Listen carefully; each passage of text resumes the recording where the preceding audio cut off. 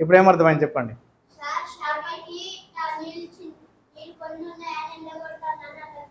దానికి ఏం తెలుసు అసలు?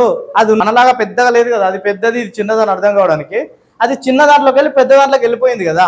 అసలు దానికి ఏం తెలుసు పక్కన పెద్ద సముద్రం ఉన్నదని చెప్పేసి దానికి తెలియదు కదా. దానికి ఎవరు చెప్పిండు? ఆలోచించాలి కదా. ఎట్లా అవకాశము? అసలు మధ్యలో ఎలాంటి లింకు లేదు భూమి మీద. ఫుడ్ కోసం వెళ్ళిపోయిందంటవా?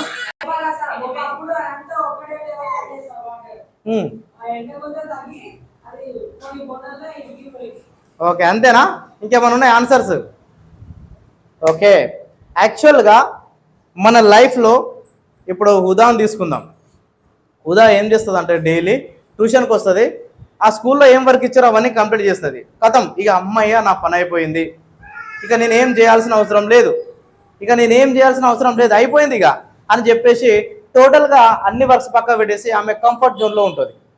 కంఫర్ట్ జోన్ అంటే నేను నేర్చుకున్నది చాలు, ఇక నాకు సరిపోయింది, ఇక అవసరం లేదు అని కంఫర్ట్ జోన్లో కూర్చుంటుంది. ఎప్పుడైతే ఒక మనిషి కంఫర్ట్ జోన్లో కూర్చుంటాడో వాడు ఆ క్షణమే చచ్చిపోయినట్టు లెక్క. ఎందుకు అంటే మనిషి అనేవాడు ప్రతిరోజు, ప్రతి సెకండ్, ప్రతి నిమిషము వేస్ట్ చేయకుండా ముందుకెళ్తాడో, ప్రతిరోజు ఒక కొత్త విషయాన్ని నేర్చుకుంటూ అప్డేట్ అవుతాడో వాడు రిస్క్ జోన్లో ఉన్నట్టు. ఎవరైతే రిస్క్ జోన్లో ఉంటారో వాళ్ళు మాత్రమే సక్సెస్ అవుతారు.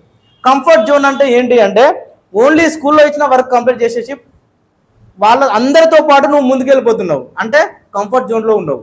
అందరికంటే నువ్వు ఏం చేస్తావంటే స్కూల్ వర్క్స్ అన్ని కంప్లీట్ చేసి ఏదైనా కొత్తగా హ్యాండ్ రైటింగ్ నేర్చుకోవడము, స్పోకెన్ ఇంగ్లీష్ నేర్చుకోవడము, లేకపోతే ముందున్న పాఠాన్ని ముందే చదువుకోవడము, రేపు చెప్పే పాఠాన్ని ముందే చదువుకోవడము, లేకపోతే ఒక విషయాన్ని కొత్తగా కనిపెట్టడము, ఈ విషయాన్ని నేర్చుకునే విధానంలో కొత్తగా కనిపెట్టడము, కొత్త ట్రిక్ కనిపెట్టడము. ముందు ఫర్ ఎగ్జాంపుల్